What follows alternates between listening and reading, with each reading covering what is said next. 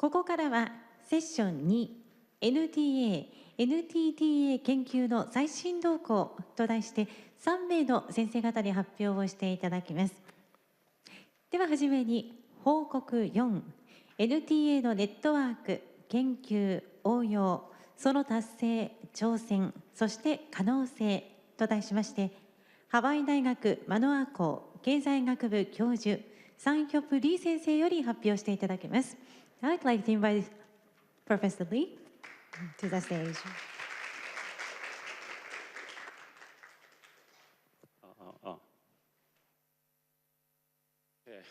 Thank you for inviting me. So this is the title, and this is me. So over the last 20 years, the NTA network has grown so rapidly from 7 countries in 2003 to 100 countries now. So I still remember the January 2004, we had the first meeting in Berkeley, and Naoiroga sensei and Andy and Nicole, everybody was there. And at that time, we didn't believe, that it will grow to 100 countries 20 years later. No one. I asked Andy, no one. Ron, no one, actually. So the natural question is, why the NTA network has been growing so rapidly?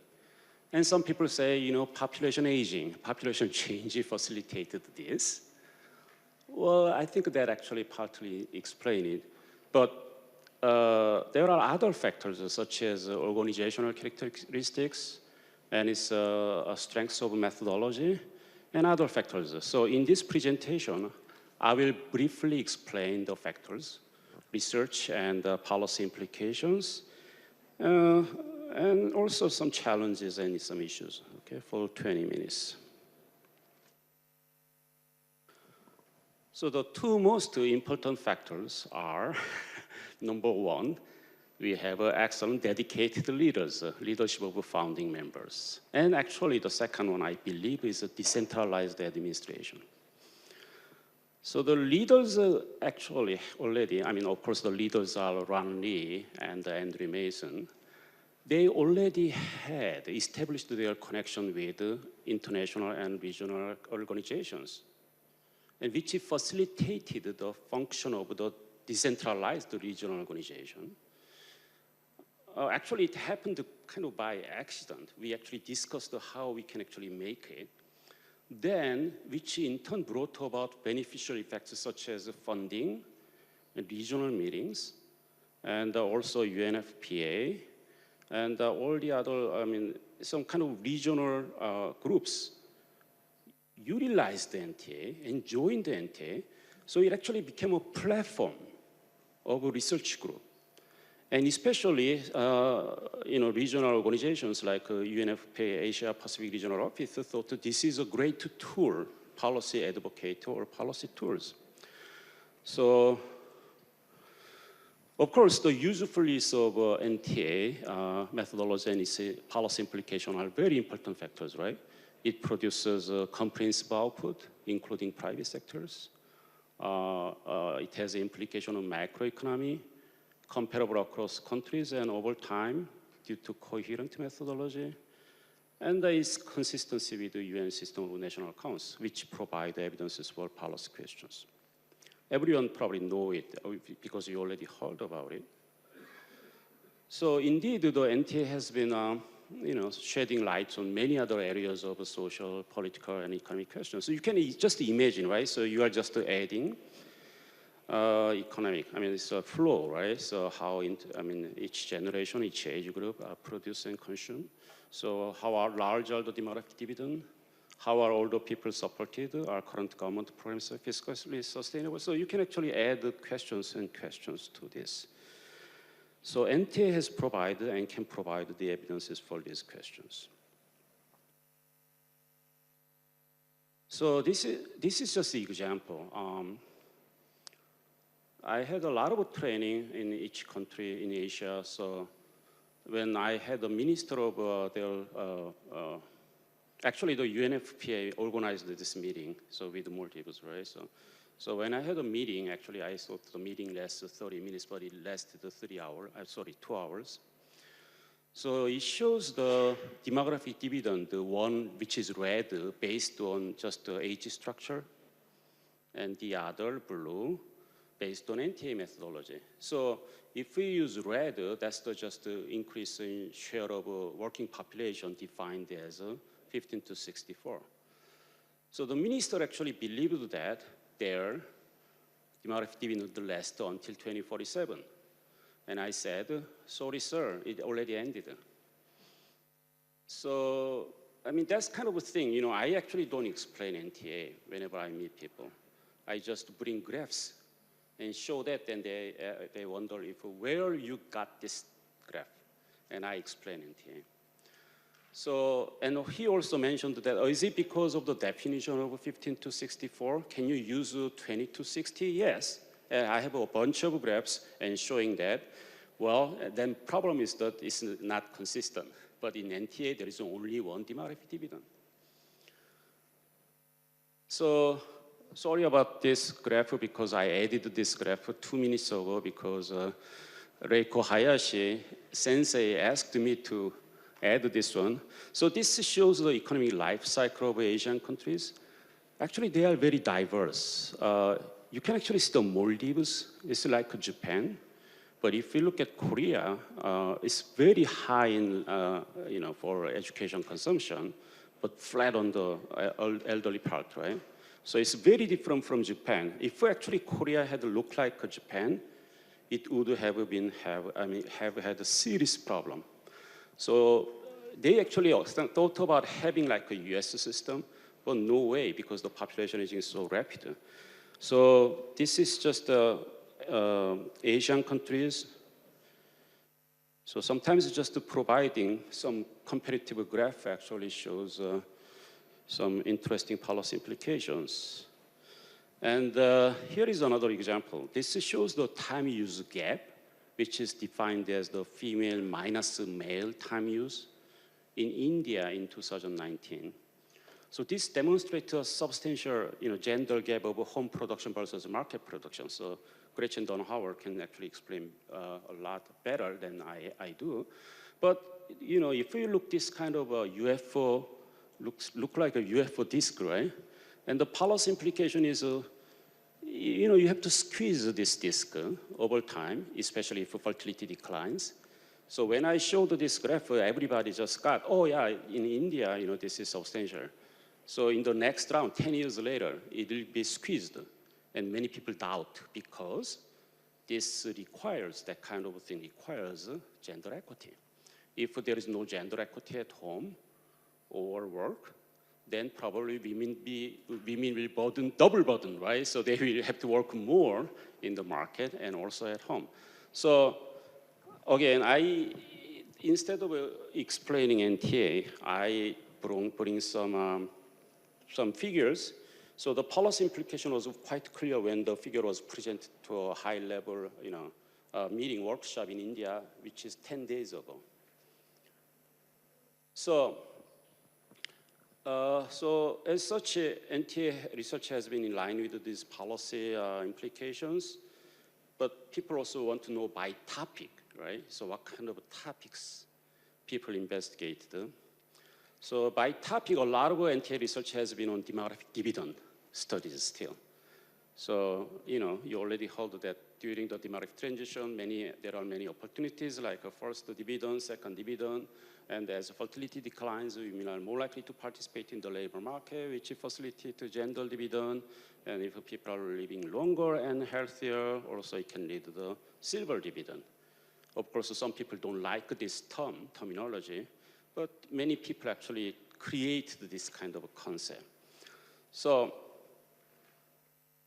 especially countries in transition, so that means like African countries or countries with, still having, enjoying their first demographic dividend, likes this kind of research. So this is probably, there are a lot actually research which is still focused on the demographic dividend. Research on fiscal sustainability is very common, especially among advanced economies where social welfare is more generous, right? So the figure shows that older people receive more government benefits than they pay to government via taxes. So also Andy and I used this NTA data to kind of project the impact of aging on debt. We call it like a new debt versus a legacy debt. And then another popular research is estimating or constructing NTA by socioeconomic status. So which actually shows dramatic differences between average versus like top versus bottom. So on the left-hand side, you see that the asset-based reallocation accounts for 50% in the U.S. While if you look at the right-hand side, while the bottom 90%, the public transfers are more important to support the system for the elderly. Actually, I cited it from Nicole and Tim Miller, but I believe this is constructed by Gretchen Donauer. So you can, so actually I showed this one to India government and I asked how the India will look like. It will look like US or even the poor people do not have any social protection. So, right? So actually it's like a US. I did it for Korea. Korea looks like this. But for countries who do not have a social protection system, this will look very, very different. Especially actually the rich people benefit more from public transfers in India, if you calculate this. So that kind of thing actually provide, some implication. Because they didn't say that India will look like the US, no one. So by methodology, especially recently, NTA data has been used together with other micro and macro simulations. So Fukuda sensei already actually showed this one in one page, right? So for example, if you look at the left-hand side, that's so social budget model by International Labor Organization has been used to assess the Thai social security system. So you probably know that these people who did that. And also, several researchers have used the NTA to examine public transfers by micro simulation. So that's on the right-hand side. So it's been used for micro and macro simulations as well. And another example, in terms of methodology, is that NTA overlapping generation model. So, for example, our European researchers like Miguel Sanchez Romero or Alexia Pruskavec, they actually used this approach to study many things, including like a shock. What's the impact of COVID-19 pandemic on economy? So, in terms of methodology, there are development of methodology and frontiers of methodology. So we haven't used all this methodology to using other countries' data. Actually, Thai we did, right? So, a little bit. But people have also pointed out difficulties, right? And many developing economies do not have quality data sets. That's number one. And it's difficult to estimate. And inconsistency between producers of NTA versus users of NTA, especially in developing economies. So some people argue that they want to see more NTA evidence-based policies. It's sort of actually question in the morning, right? So what are the evidences? So those are the issues, or those are the room for improvement. However, NTA have been widely used by many governments actually. So during the lunchtime we talked about this, right? So the West African established the so-called demographic dividend national observatories.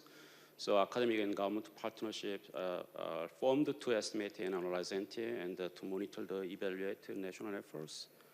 And especially Senegal is very famous for this national policy declaration. And there are many intergenerational reports. And as many of you know, that Korea government made it official statistics. So in Korea, the Korea Statistics Bureau have to construct NTA every year. like inflation, like GDP. So, I mean, I don't have time to explain it, but it took us 5 years. One of the motivation, of course, the main motivation is that I didn't want to construct it. I just want to use it. Right? Because I didn't want to spend time to construct it every year. So I wished someone actually construct it. But you know, Statistics Korea is very picky about data precision, consistency over time. So what I used is similar to persuading UNFPA. So one is, Korea is aging so rapidly, so you need some kind of data, and there is no data which link population and demography. And the second one is, this is a life cycle approach. So it's a great policy advocate. So it's like a lifelong education. You cannot just teach, you cannot just say that to protect all the people now. It should be started from age 5 or age 2. Education, everything, right? Health. So many people actually think that this is a great advocate, life cycle approach. So social welfare over your life cycle, which is sustainable, was kind of a slogan that we used. So after dozens of meetings, they are persuaded. Why? In part because it's need. So their needs actually, yes, okay, they needed it more than what they say standards of statistics, like precision or the consistency. And also Colombia followed. Actually, the most difficult thing is was there any other country who made these official statistics? So my answer was, we'll be the first. So that's actually great advantage, right? So that other countries can follow. And there are many actually situational analysis for government policy reports, but actually, the main thing is we just don't know who are using it. So this is, actually I found out it a month ago.